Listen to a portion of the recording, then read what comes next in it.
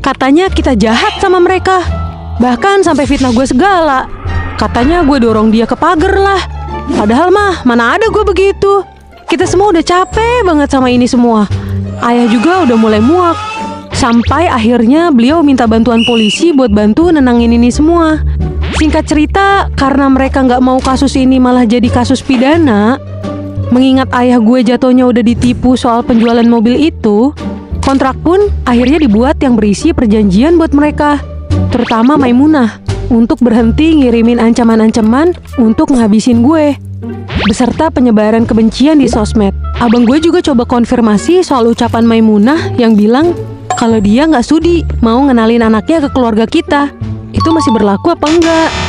Dan si Maimunah Koplak ini dengan kesadaran penuh bilang keberatan.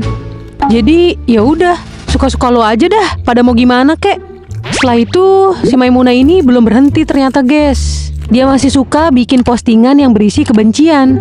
Akhirnya kita sekeluarga mutusin buat berhenti ngelakuin segala bentuk komunikasi dengan mereka. Paijo beberapa kali sempat reach out ke kita buat minta bantuan finansial ke ayah. Dan ngabarin kalau dia sempat mau pindah ke isekai karena udah capek hidup.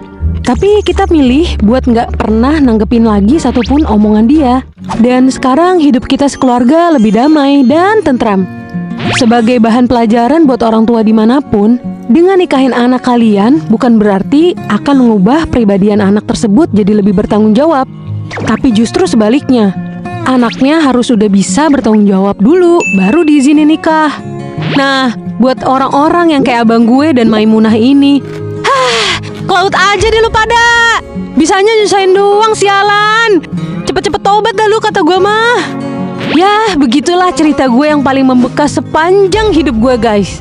Semoga kalian bisa ambil pelajaran dari cerita ini ya.